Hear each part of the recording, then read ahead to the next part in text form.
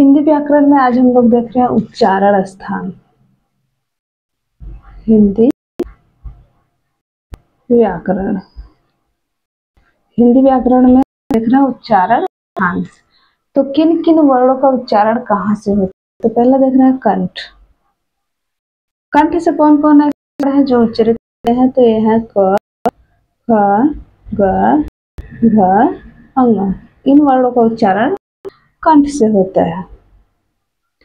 ताल, तालु से उच्चारित होने वाले वर्ण हैं च, छ, ज, झ, ञ। मूर्धा, मूर्धा से उच्चारित होने वाले वर्ण हैं ट, ठ, ड, ढ, अड़ा। इन वर्णों का उच्चारण मूर्धा से होता है।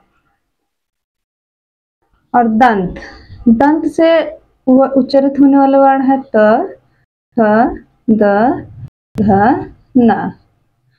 ओष्ठ, ओष्ठ से कितने वर्ण उच्चारित होते हैं? तो होता है प, फ, ब, भ, म। इसको हम ओठ से उच्चारित होते हैं, यानी कि ओठ से इसका उच्चारण होता है। तो हम लोग देखते हैं कंठ, तालु, मूर्धा, दंत, ओष्ठ, ये 5 वर्ग हम बोलते हैं क वर्ग।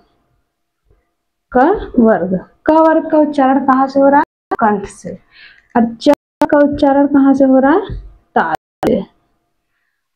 और मूर्धा का ट वर्ग का उच्चारण कहाँ से हो रहा है? मूर्धा से। कहाँ से हो रहा है? मूर्धा से। दंत, यानी कि त वर्ग का उच्चारण कहाँ से हो रहा है? तो दंत से हो रहा है। प वर्ग का उच्चारण कहाँ से हो रहा है? ओष्ठ से हो रहा है। तो कर पूछ लिया है परीक्षा में कभी कभी कि क वर्ग का उच्चारण के कहाँ से होता है? तो कंठ होता है, च वर्ग तालु से, ट वर्ग का मूर्धा से, त वर्ग का दंत से, प वर्ग का ओठ से। तो ये हुए स्पर्श व्यंजन। स्पर्श मतलब छू के, स्पर्श मतलब छू करके उच्चारित होने वाला व्यंजन। तो कंठ, ताल, मूर्धा, दंत, ओष्ठ। अगला हम देख लें य, र, ल, व।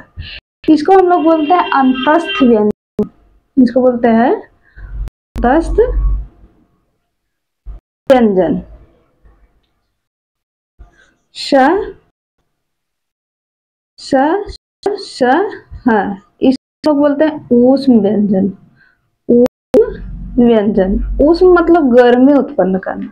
ऊष्म गर्मी, यानी कि जिन वर्णों का उच्चारण करते समय मुख में घर्षण हो या गर्मी उत्पन्न हो, हम ऊष्म व्यंजन कहते हैं। छत, त्रंग, ज्ञा, श्र। छत, त्रंग, ज्ञा, श्र। इसको हम बोलते हैं संयुक्त व्यंजन। क्या बोलते हैं?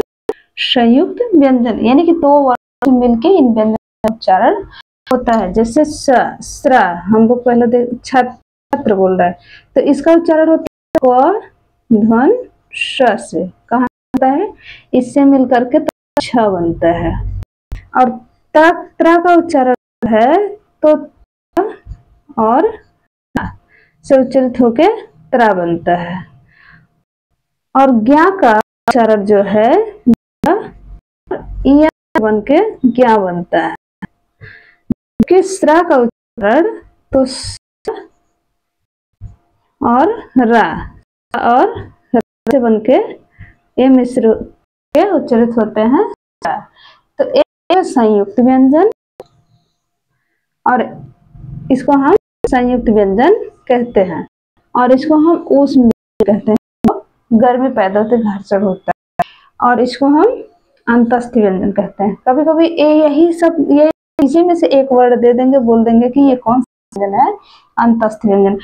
इसमें से ये 2 जो वर्ड है ड, ढ, तो इसको हम लोग कभी परीक्षा में पूछता है तो इसको द्वित व्यंजन कहते हैं। द्वित व्यंजन क्या कहते हैं? व्यंजन। ये हुए उच्चारण स्थान, करण भाषण। इसका एक और आसान सूत्र है जिसको हम लोग बोल सकते हैं के टी डॉ, डॉ। तो केटीएम डॉ को मतलब के से कंठ, टी से ताल, यम से मूर्धा, टी से दंत, ओ से ओष्ठ। तो कभी कभी पूछ लेता है कि ये जो 5 वर्ण है, ये जो 5 वर्ण लास्ट में जो आ रहे हैं अंग, इ, ड़, न, म, इसको कैसा वर्ड बोला जाता है? इसको हम लोग बोलते हैं अनुनासिक व्यंजन। अनुनासिक व्यंजन एक ऐसा व्यंजन है, ये अनुनासिक व्यंजन है, यानी कि नाक से उच्चारित होने वाले वर्ड है। कैसे कैसे है? ये नाक से, इसलिए इसको अनुनासिक व्यंजन कहा जाता है। कभी कभी ये दंतोष्ठ मूर्धा कंठ ना दे करके यहाँ अनुनासिक भी दे देता है। तो ये रहे संयुक्त उच्चारण स्थान। इसके एक और नियम है साधारण भाषा में, लेकिन वो संस्कृत के सूत्र के माध्यम से है। जैसे हम लोग बोलते हैं यहाँ कि कंठ, कंठ का उच्चारण कौन कौन से वर्ड हो रहा है, तो इसमें से हम देख ले रहे हैं अकुह, अकुह, विसर्ग, निय नाम कंठ, अकुह विसर्ग निय नाम कंठ, यानी कि यहाँ अ, आ, क वर्ग, क वर्ग यानी कि क ख ग घ अंग और विसर्ग हा, इनका उच्चारण कहाँ से हो रहा? कंठ से। और आ यानी कि हर्ष, इसमें स्वर भी मिश्रित हो जा रहा है कि स्वर का भी उच्चारण स्थान कहाँ से होता है? तो हर्ष आ, दीर्घ आ, क वर्ग, विसर्ग और हा का उच्चारण स्थान जो होता है वह कंठ से होता है। अगला हम देख रहे हैं इचु यसा नाम तालु। क्या देख रहे हैं? इचु, इचु यसा नाम तालु। तो इसमें छोटी ई, बड़ी ई और तालव्य स, च वर्ग यानी कि च छ ज झ य, इसका उच्चारण कहाँ से हो रहा? तालु से हो रहा। अगला हम लोग देख रहे हैं मूर्धा। तो मूर्धा का हम लोग देख रहे हैं री, टू, र, स, राम मूर्धा।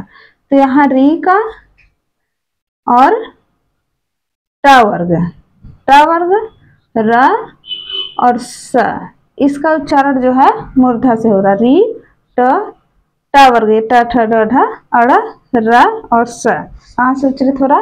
मूर्धा से।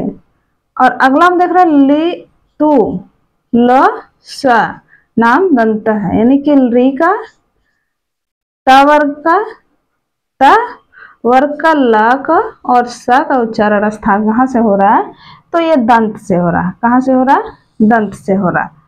और प का जो है इसका भी एक उच्चारण, एक सूत्र है उपो मध्यमानी ओष्ठव, यानी कि उपो मध्यमानी ओष्ठव का छोटा उ, बड़ा उ, छोटा उ, बड़ा उ, प वर्ग का उच्चारण कहाँ से हो रहा? तो ये हो रहा ओष्ठव माने ओष्ठ से। तो हम लोग आज पढ़े उच्चारण स्थान। इन उच्चारण स्थानों में परीक्षा में कम से कम 5 या 6 प्रश्न बनते हैं, जो कि यहीं से प्रश्न मिल जाएंगे, उत्तर मिल जाएंगे।